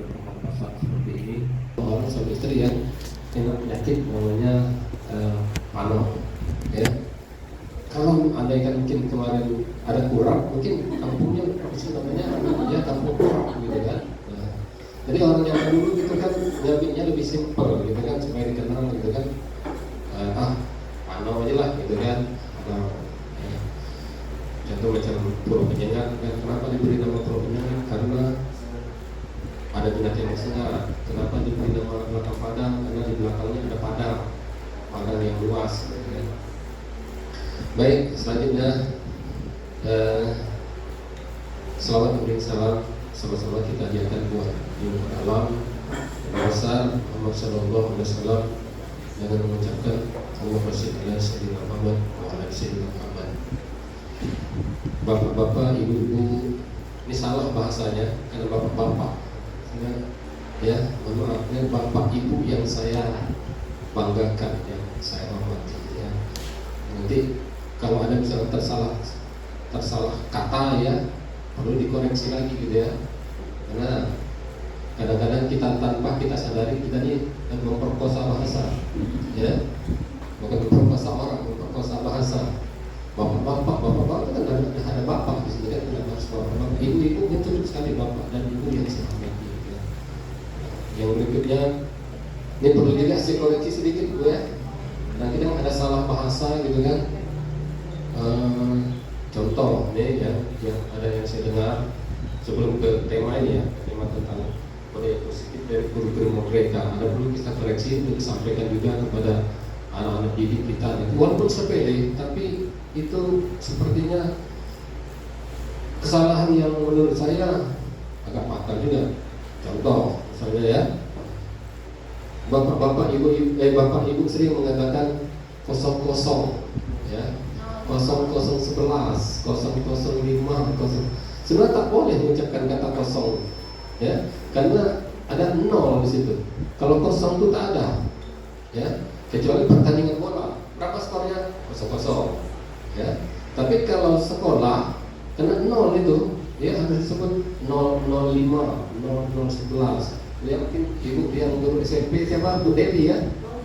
Ya Bu Dewi ya. Mohon maaf Bu Dewi ya, mungkin Bu Dewi dipahami lagi ya di 0011. Kemudian ada juga misalnya gini, dan rahmat Allah Subhanahu wa taala yang Tuhan yang Maha Esa, dengan karunia beliaulah. Itu tidak boleh kata-kata beliau Allah Subhanahu wa taala itu tidak boleh disamakan dengan manusia ya. Karena kalau beliau itu manusia, kalau Nabi Muhammad boleh. Itulah Bu sekolah ini ya. Ada kadang-kadang pohon kelapa, buah kelapa jatuh sampai itu tembus tuh. Ada buah mangga yang jatuh dong ya gitu ya. Kalau kami ya udah biasa. Ya baik, Ibu Bapak yang saya banggakan, tadi sudah sekilas saya sampaikan bahwa beginilah adanya sekolah kami ya di wilayah pelosok Kota Batam. Siswanya tidak begitu ramai ya, karena penduduk sini pun tidak begitu banyak. Kabupaten ini ada sekitar cuma 40-an kakak. Jadi siswanya pun berapa Ibu? 300 kakak, nggak sampai. 300 kakak nggak sampai ya. Jumlah penduduknya ya sekitar 300-an orang, kalau kakaknya tak sampai ya. Cuma sekolah di sini ada yang sekolah di sini ya, anak-anaknya bukan hanya dari anak Kampung Panau, tapi ada dari anak Kabil Raya, anak Purnayuda, anak dari Kampling Bungkur ya, atau Kabil Raya sana. Jadi anak-anak yang tidak diterima di sekolah sana ya, mereka pilihan keduanya adalah sekolah di sini ya. Dan kita di sudut kota ya, di pelosok kota, kita ada di Kota Batam tapi pelosok kota, dan siswanya tidak ramai. Beda dengan misalnya di Tanjung Riau atau di Tanjung Uma ya kan, misalnya kan berada di tengah-tengah kota. Kalau kita di sudut kota, sudah itu banyak pabrik-pabrik pula sini, pabrik-pabrik besar, bukan pabrik roti sini ya, tapi yang pabrik ya perkapalan ya, apa namanya? Galangan kapal. Jadi kami di sini nih Bu, ya, kami ini berada di tengah-tengah, depan, belakang, kiri, kanan, ya itu udah perusahaan besar semua. Ya, di sini ada Nexus, di sana ada perusahaan mebel yang buat kasur. Kalau ibu-ibu mau pesan kasur, sana boleh. Kasur, ya. Gunung Mas, apa namanya ya? PT Gunung Mas, di sana. Kalau pesan kasur banyak boleh langsung ke sana. Nah, di atas ada juga Pertamina, gas, minyak, ya, minyak goreng. Kalau mau pesan minyak goreng, kalau satu botol nggak mau mereka jual. Tapi kalau pesannya misalnya 1 ton, 10 ton mungkin mau. Baik ya, itu sekilas tentang kondisi geografis sekolah kami. Beginilah adanya, masyarakatnya pun ya masyarakat yang asli sini dan masyarakat tidak banyak itu masyarakat pendatang. Baik, Bapak Ibu, ini diseminisasi penerapan budaya positif sebagai bukan Merdeka Belajar CGP rekognisi Angkatan ke-8 ya. Ini masih calon guru penggerak ya. Ya Bapak Ibu, CGP ini calon guru penggerak kan? Kami dipaksa. Ya. Oh dipaksa jadi guru penggerak. Jadi guru penggerak. Kalau dulu pendamping ya. Pendamping atau pengajar guru penggerak. Jadi sekarang turun grade namanya tidak? Tidak Pak. Tidak. Iya. Kognisi gitu. Mudah-mudahan nggak turun ya. Iya, karena nanti syarat untuk menjadi kepala sekolah kan harus jadi guru penggerak dulu, gitu kan. Nah, kalau nggak ada sertifikat gitu nanti. Tapi nggak boleh. Tapi nggak mau. Tapi Bu Dewi sama dengan saya tuh. Bu Dewi dari kepala sekolah. Bu Dewi satu angkatan dengan saya, ya. Mungkin tinggal nunggu waktu aja ya. Siap apa tidak siap, ya Bu Dewi ya. Ya. Jadi pada kesempatan ini ya memang kita sudah masuki tahun yang kedua kurikulum Merdeka Belajar ini, mau tidak mau, suka tidak suka, ini adalah program pemerintah yang salah satunya adalah mempermudah kegiatan pembelajaran di sekolah, baik itu untuk guru maupun untuk siswa. Jadi kita selalu dituntut untuk melakukan perubahan-perubahan yang lebih positif. Bagaimana anak punya kemauan untuk belajar. Artinya kemampuan belajarnya itu lebih meningkat. Ya, bukan yang berarti tahun kemarin itu tidak meningkat, tapi itulah inovasi pendidikan itu seperti itu. Sama juga dengan inovasi teknologi. Teknologi itu tidak hanya begitu-begitu aja, tapi harus ada inovasi-inovasi supaya lebih meningkat dan lebih maju lagi. Kemudian guru juga seperti itu ya, administrasi pembelajarannya juga bisa jadi lebih mudah ya, tidak banyak lagi yang perlu dibuat, tapi tetap aja administrasi itu ada sebagai bekal kita ya untuk berada di depan kelas. Bukan berarti kita mengajar Merdeka Belajar, bukan berarti kita merdeka aja, oh udah merdeka sekarang, tidak ada seperti itu. Tapi artinya arti yang lebih luas lagi, memiliki arti yang lebih luas lagi untuk anak ataupun untuk guru. Baik, saya tidak berpanjang mukadimah ya.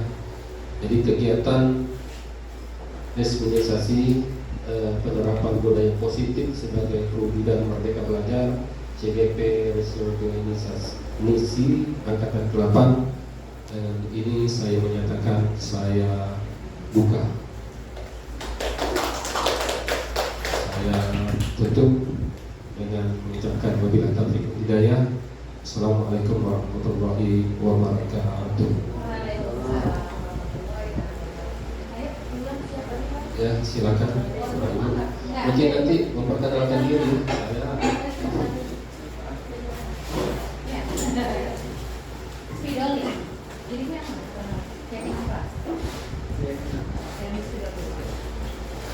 Baik.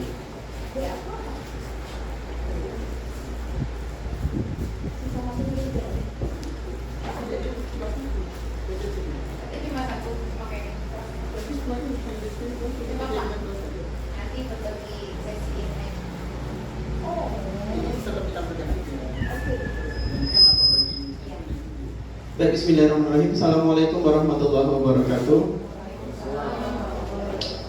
Selamat siang, salam sejahtera untuk kita semua. Bapak Ibu guru hebat di SDN 007 Nongsa, Kampung Panau. Ya Bapak ya, Kampung Panau. Alhamdulillah.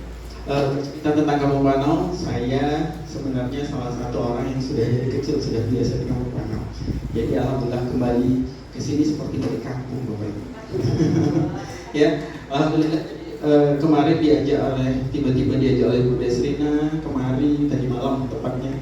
Alhamdulillah memori saya langsung kembali balik kampung seperti itu Bapak Ibu. Tak kenal maka tak sayang maka tak cinta, dan saya sebagai pendatang di sini, walaupun saya sudah biasa di kampung ini, tapi di ruang kelas ini, di sekolah yang dipimpin oleh Pak Bakal Fikar, alhamdulillah ini adalah kesempatan pertama saya hadir di sini.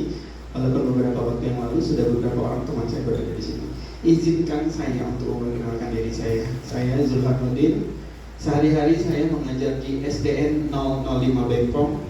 Kalau tadi dibilang Pak, ini sekolahnya hanya beberapa orang di pelosok. Kalau saya izin, saya juga memperkenalkan sekolah saya juga. Alhamdulillah katanya saya di tengah kota SDN 005 Bengkong, tapi jumlah siswa di sekolah saya yang boleh dikatakan sangat defisit untuk ukuran kota. Ya Bapak ya. Kenapa? Karena saya tidak tahu sesuatu hal dan lain sebagainya. Mungkin pemekaran penduduk yang luar biasa dan perpindahan penduduk yang luar biasa dari tempat saya, sehingga hari ini jumlah peserta didik di sekolah kami tidak sampai 300 orang untuk ukuran kota. Ya, jadi alhamdulillah saya juga hari ini merasakan kenyamanan berada di kelas yang tidak sampai 25 orang. Kalau di sini mungkin udah biasa Bu ya. Kalau saya baru 3-4 tahun ini saya merasakan itu, karena sebelum di SDN 005 Bengkong saya juga pernah bertugas di salah satu sekolah dasar negeri di belakang Padang. Jadi saya tinggal di Batu Ampar Bapak Ibu. Saya tinggal di Batu Ampar, setiap hari juga harus bolak-balik ke belakang Padang. Dan sebelum di belakang Padang saya mengajar di Batu Ampar. Mungkin itu sedikit perkenalan dari saya. Mau ngapain saya ini Bapak Ibu? Izin sebelumnya. Saya mohon izin sebelumnya. Diseminasi berarti ada sesuatu yang sudah pernah kami lakukan. Kami ingin memperkenalkan, kami ingin menyampaikan. Seperti seminar pertanggungjawaban. Itu Bapak Ibu ya. Berbagi praktik baik, berbagi aksi nyata yang pernah kami buat. Jadi Bapak Ibu, alhamdulillah hari ini saya kebagian berbagi budaya positif, membuat keyakinan kelas. Yakin sekali saya di sekolah ini sudah ada beberapa, bahkan rata-rata semua kelas di kelas Bapak Ibu sudah pernah melakukan ini. Tapi bisa jadi ada hal yang beda atau biasa saja. Nanti kita lihat bersama-sama Bapak Ibu ya. Izin next, oke?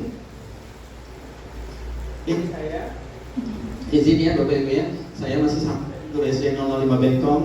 Saat ini kan beberapa orang ini di depan. Perkenalan, saya Zulharnudin. Di sebelah kanan saya ada Ibu Dewi Puspasari. Di depan saya ada Ibu Hairani Irma Suryani Nasution. Hairani Irma Suryani Nasution. Dan di samping saya ada tuan rumah yang juga teman saya mengundang saya di sini, Ibu Desrina. Ngapain kami di sini Bapak Ibu? Kami ingin mendiseminasi seperti yang saya sampaikan tadi. Karena apa? Karena ini adalah salah satu yang diamanahkan. Pembuat rasa bersalah, teman, pemantau, ini yang mana Bu? Saya kecewa sekali dengan kamu. Pembuat rasa bersalah. Kamu tidak pernah benar melakukannya. Ayo, penghukum. Ya abinya Umi udah lulus jadi CGP. Mantap. Oh iya. Apakah kamu mau mendapatkan stiker bintang hari ini? Kira-kira ini di posisi mana Bu? Apa Bu? Pemantau. Iya. Jadi teman-teman, inilah dia. Kamu selalu yang paling terakhir. Desmianti lah ini posisi. Udahlah dia down, tambah down. Kenapa? Karena kita memposisikan dia sebagai penghukum. Dia nggak down karena dia punya ke dunia lain. Tuhan sayang dia lebih. Umi kalau masuk ke kelas Kamiril lebih keren lagi sebenarnya. Iya. Cuman sayangnya nggak sempat. Ini sudah cukup buat gambaran banyak-banyak bersyukur di sekolah kami ya. Alhamdulillah. Next Umi, baik. Nah, Bapak Ibu, dalam kurikulum Merdeka, reward adalah hukuman. Penghargaan adalah hukuman. Kita tidak memberikan anak penghargaan, tapi Kita akan melihat di sini, Bapak Ibu, bagaimana kita bergerak di posisi apa ini Bapak Ibu? Peraturan kah? Kita menjadi pemantau. Setelah ada peraturan, kita memantau. Kemudian kita memberikan konsekuensi. Konsekuensi ini berdasarkan apa tadi dibuat? Keyakinan kelas. Kita nggak menghukum, karena kita mengembalikan ke dia kan. Apa? Gimana kalau nggak ikut keyakinan kelas tadi? Kan seperti itu.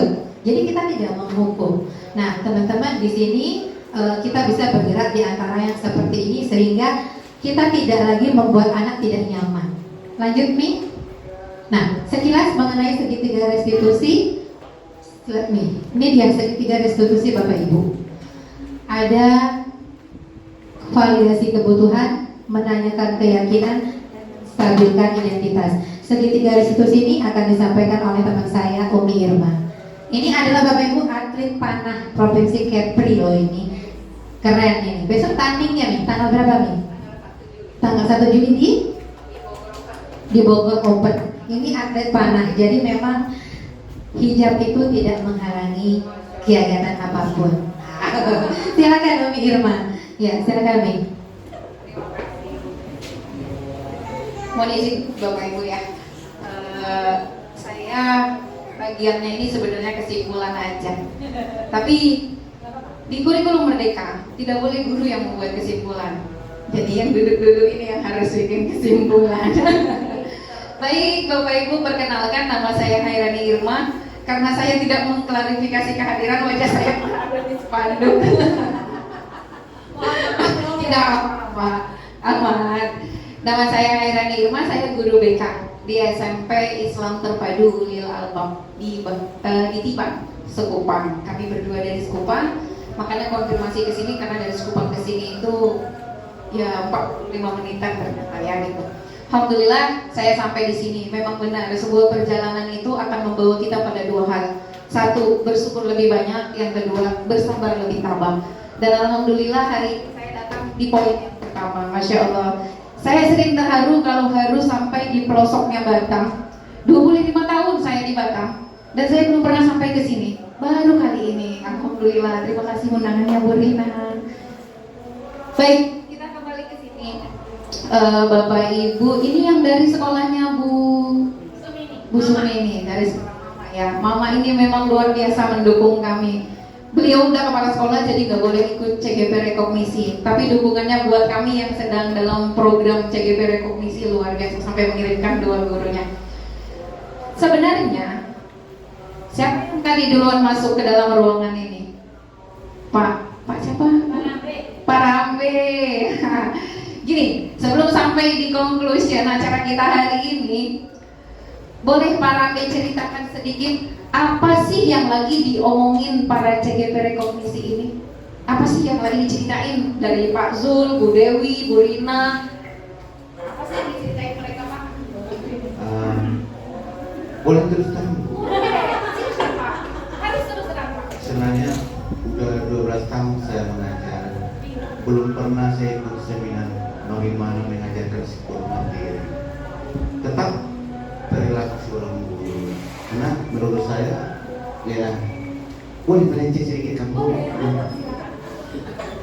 Kalau menurut sifat sebenarnya itu pribadi. Ini kelas saya Bu, kelas 1. Saya sebenarnya omongan saya banyak, cuma belum pernah ada yang sakit sama saya. Tapi mudah-mudahan mengenai cara mengajar semakin meningkat. Saya rasa itu poin yang lain, cara psikologi yang betul. Itu Luar biasa. Pak Bapak namanya Pak Rambe? Besar Harapan. Besar Harapan. Marganya Rambe. Nama kita ya Allah Pak, bagus sekali nama Bapak Pak, Masya Allah. Luar biasa ya. Nama itu doa. Berarti orang tua itu luar biasa. Harapannya ketika Bapak lahir. Dan alhamdulillah jadi guru itu adalah salah satu pekerjaan yang mulia. kalau kami ada kajian bulanan, setiap bulan itu akan disebutkan menjadi guru itu adalah pekerjaan mulia. Kenapa? Semut-semut di dalam tanah, bahkan ikan di palung laut paling dalam itu mendoakan orang-orang yang membagikan ilmu pada orang lainnya. Kayak gitu. Bu, saya mau nanya ibu, Bu. Jangan takut gitu, Bu. Ayo, Bu, tolong kami dibagi sedikit, Bu. Kira-kira apa saja yang ibu dapatkan selama tadi bapak ibu bertiga yang di depan sana ngomong di depan? Assalamualaikum warahmatullahi wabarakatuh. Sesuai dengan faktor saya, ya alhamdulillah bisa membedakan tadi dengan keyakinan dengan ini Bu, apa tadi? Peraturan. Mengerti tentang keyakinan dengan peraturan itu saja Bu. Sedikit ya. Saya guru agama. Oh, guru agama, berarti masuk di semua kelas ya, Bu? Makasih ya, Bu. Ibu siapa, Bu?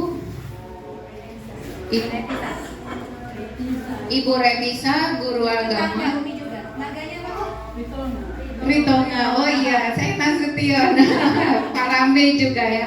Menurut Ibu, guru agama yang masuk di semua kelas, hari ini beliau bisa membedakan apa itu keyakinan dan apa itu peraturan. Ibu selamat, Bu, saya skip. Saya mau ke sebelah Ibu soalnya.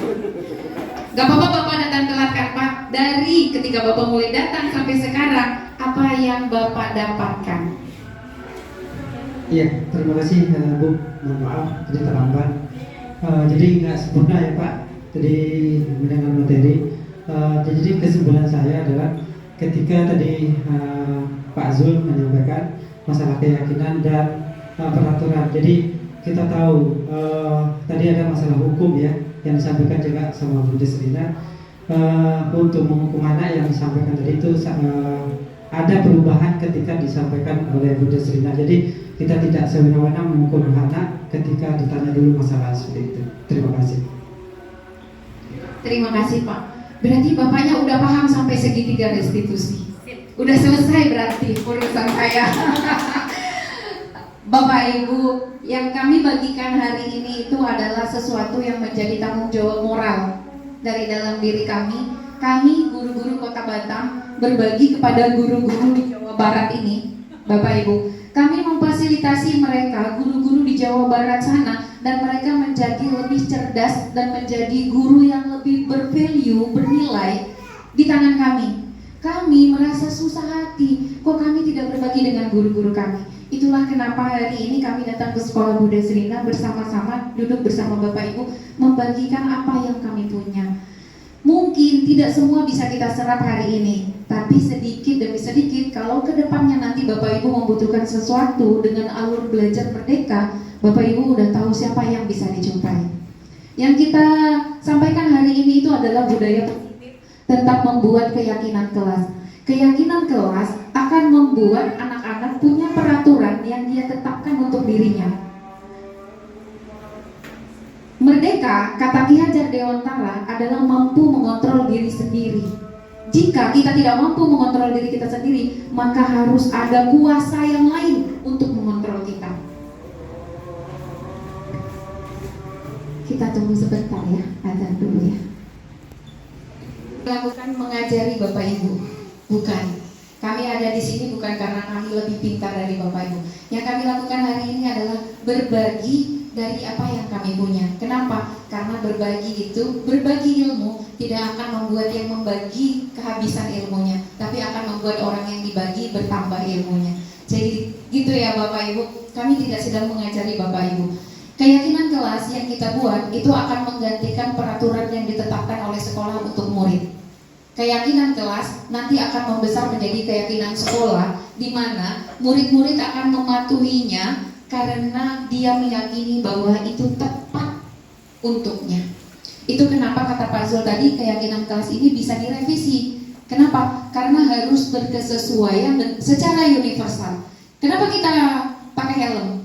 Karena ada polisi. Jika kita berkeyakinan kita pakai helm karena ada polisi, maka ketika kita lewat jalan yang gak ada polisi, kita akan menaruh helmnya di lutut, ya kan? Kalau kata orang, pindah otaknya ke lutut. kayak gitu. Tapi ketika kita yakin bahwa pakai helm itu adalah untuk keselamatan diri kita sendiri, maka kita akan pakai helm walaupun gak ada polisi.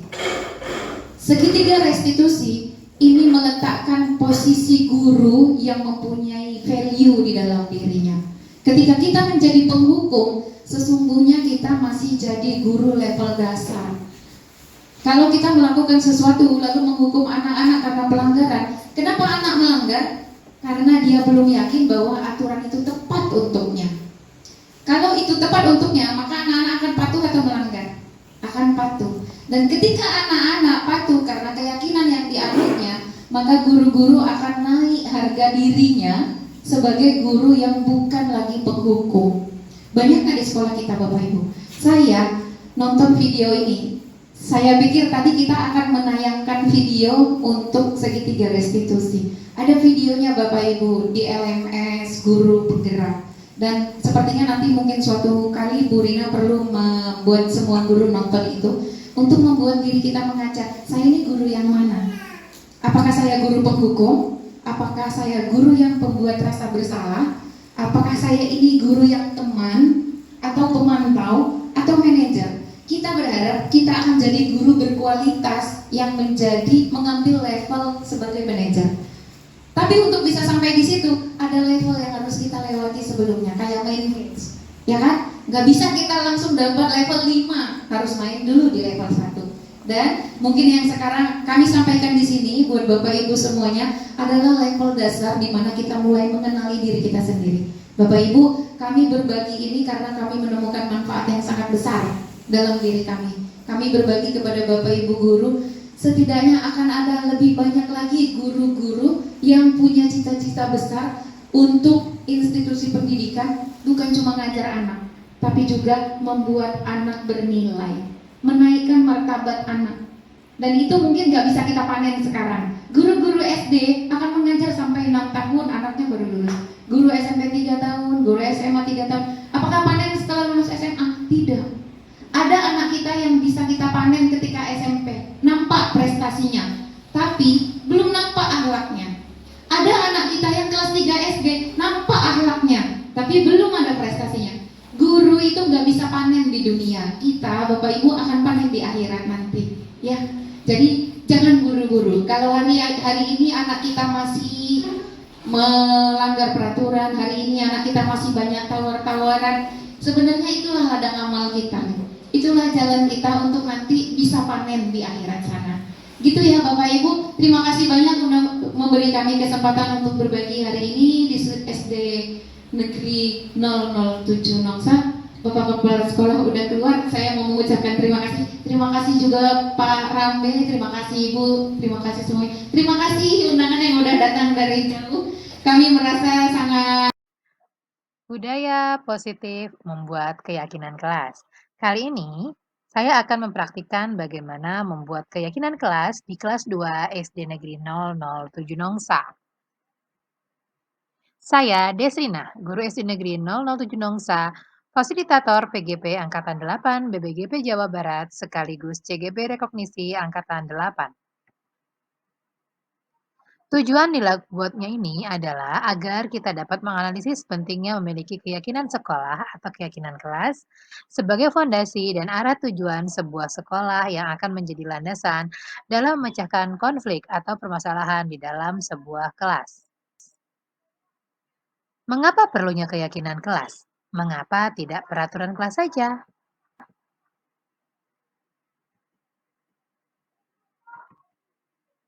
Sadarkah kita bahwa nilai-nilai keselamatan atau kesehatan yang kadang kita yakini sebagai sebuah keyakinan?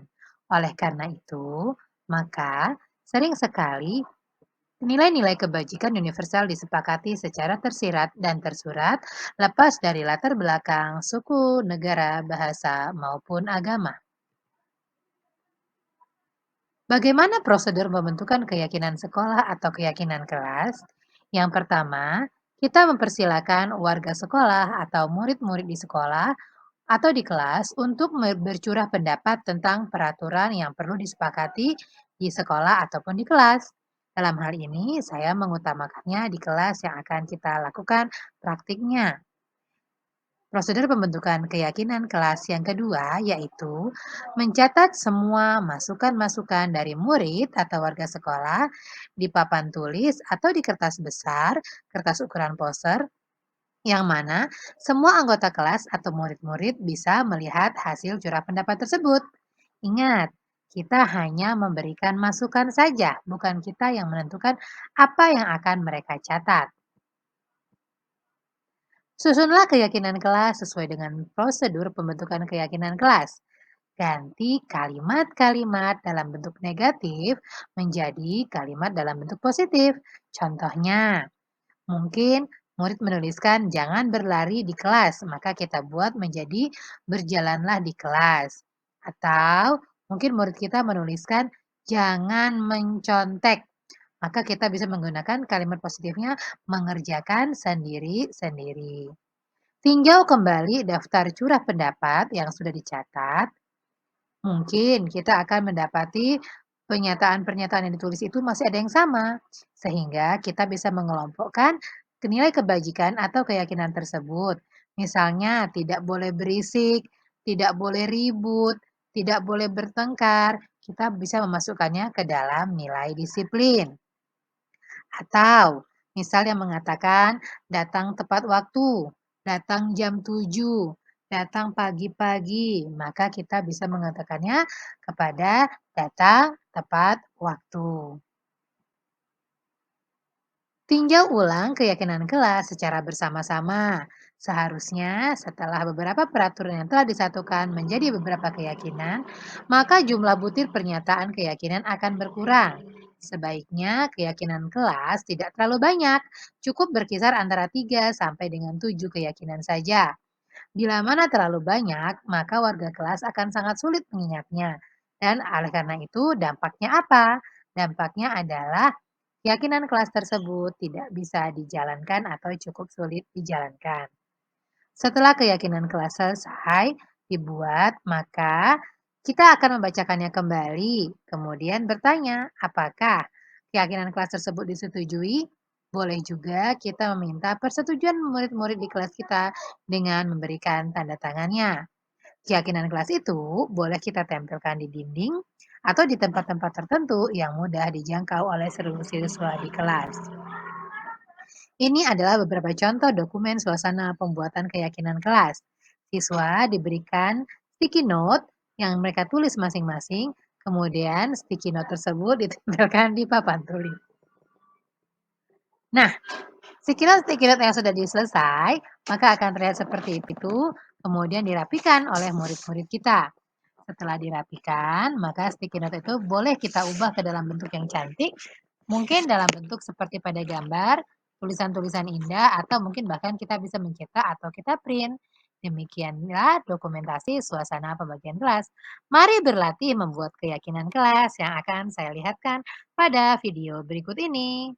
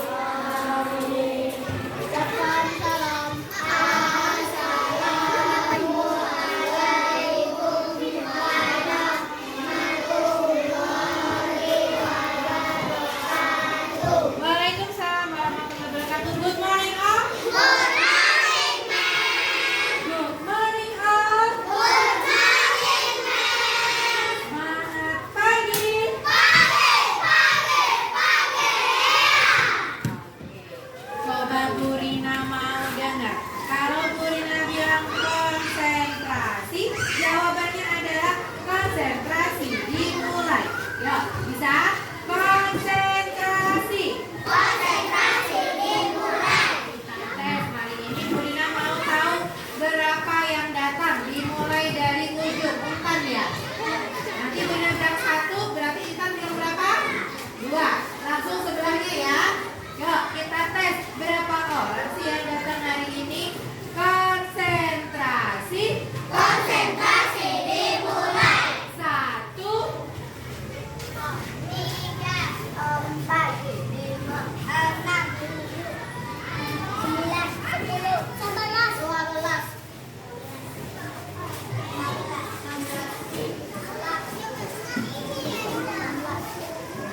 Ada berapa yang hadir? 9. Alhamdulillah. Mudah-mudahan yang tidak hadir mungkin mereka sedang kurang sehat atau sedang kelelahan. Oke, Bu Rina mau tahu sekarang ini kelas berapa ya? Bu Rina mau tahu kalau setiap hari datang ke sekolah harus jam berapa? Jam 7. Kalau datang jam 9 boleh nggak sih? Kenapa nggak boleh? Kenapa? Mau sudah terlambat pelajaran. Mengganggu nggak sama kamu? Mengganggu. Oke, kita akan buat hari ini adalah keyakinan kelas. Keyakinan kelas. Yuk. Contohnya keyakinan kelas itu apa tadi? Datang tepat boleh Bu bikin dapurnya. Terus selain itu biasanya kita gimana kalau lagi belajar? Nggak boleh terus apa lagi? Kalau tadi yang di depan yang udah bergerak berarti apa? Buang-buang pada temannya. Nggak ada tempatnya. Oke, itu adalah contoh-contoh keyakinan kelas. Sekarang silakan tulis 1 keyakinan kelas yang kalian pahami. Boleh kayak tadi, boleh datang jam. Tadi, silakan yuk. Silakan dibuat semuanya, ditulis. Buat namanya ya. Ditulis di di tempatnya. Kalau sudah tempelkan ke papan tulis. Kok bisa tempelkan yang di atas ini lengket? Bisa kita oke, silakan tulisnya gini. Nah, yuk silakan ditulis keyakinan kelas ini. Boleh. Boleh berapa aja? 2 boleh. 1 boleh. Berapa saya? Oke. Tulis nama pendek, nama ganteng, nama cantik. Boleh. Ya, bikin keyakinan kelas apa sih yang anak kelas 2 ini pengen?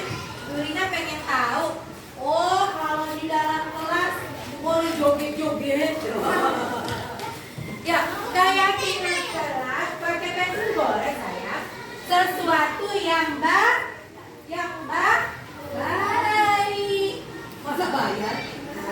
Oke, silakan ditulis semuanya. Yang sudah boleh tempel sini yuk, ke depan. Udah? Sini, tempel kalau sudah. Silakan tempel di sebelah sini. Ini sayang. Oke. Oh, pinter. Iya, nggak apa-apa. Oke, ya, yang sudah boleh lanjut tempel yuk. Sudah Kak? Sini Kak, belum? Ayo.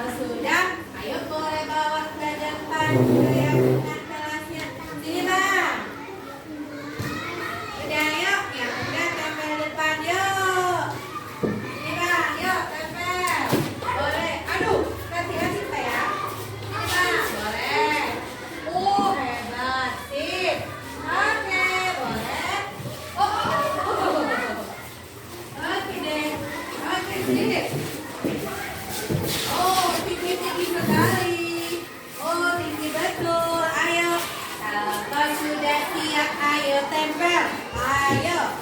Sudah? Sini yuk, yang udah boleh tempel yuk.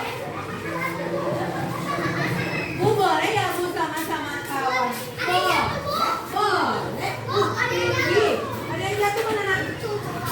Oh iya. Ada yang jatuh. Oke. Keyakinan kelas 2. Ada lagi? Ayo. Silakan saya ditempel. Waduh. Oke sip. Di bawah boleh kok Kak. Tahu siapa? Di bawah boleh. Nah, itu boleh. Lagi. Sudah semua? Belum. Burina baca ya. Ada yang bilang tidak boleh datang terlambat. Pinter. Ada yang bilang oke. Tidak boleh buang sampah pada tempatnya. Iya. Masuk jam 7. Benar. Buang sampah. Iya. Tidak boleh menyontek. Harus jujur. Bukan jujur kacang hijau. Itu bubur. Ada lagi, ayo cepat. Sudah? Mari kemari. Oke. Tuh, kalau mau minum itu harus gimana? Harus pinter. Harus izin. Lagi ya? Iya boleh saya. Ada lagi? Sudah? Kalau sudah, ayo kakak cantik berdua. Kakak Intan sama kakak siapa? Airin. Kau usah banyak-banyak. Satu boleh. Yang sini. Ditulis di sini. Oh belum, itu nggak apa-apa. Ya masih lagi. Kakak jilbab coklat. Ayo nak. Kakak siapa ini? Ayo. Satu aja nggak apa-apa. Boleh 3 juga. Ayo. Oh, sama kakak. Oke. Boleh. Oke, sip. Lagi. Oke, izin. Oke. Ya, boleh. Oke.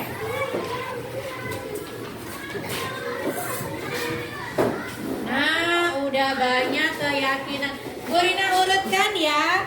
Di sini ada yang tidak boleh terlambat. Oh, ini tidak boleh terlambat. Kita kelompokkan. Ini tidak boleh terlambat. Masuk jam 7. Terus ada lagi masuk jam 7. Ada lagi. Oh, oke. Ini semuanya adalah disiplin. Datang tepat waktu. Terus datang tepat waktu. Pinter. Tepat waktu. Terus ada lagi di sini. Buang sampah pada tempatnya. Oh, tidak boleh berisik. Tidak boleh berisik. Tidak boleh berisik. Tidak boleh bising sama tidak boleh berisik sama ya. Oh sayang. Oke. Kalau tidak boleh berisik atau tidak boleh bisik, kita bikinnya apa? Harus tertib. Di kelas. Tidak boleh tidak boleh apa nak? Berisik. Tidak boleh berisik. Terus nggak apa-apa. Adit baru masuk nggak apa-apa. Kemudian ada buang sampah. Ada lagi buang sampah. Ayo, ini datang tepat waktu, disiplin ya. Tidak boleh berisik. Oke, mantap. Banyak tidak boleh berisik. Oh, ada tidak boleh berantem. Siapa nih yang tulis tidak boleh berantem? Keren. Ada yang bikin tidak boleh berantem. Tidak boleh berantem. Masya Allah. Boleh nggak sih kita itu berantem? Nggak boleh. Tidak boleh berantem. Berarti apa nak? Saling menghormati. Saling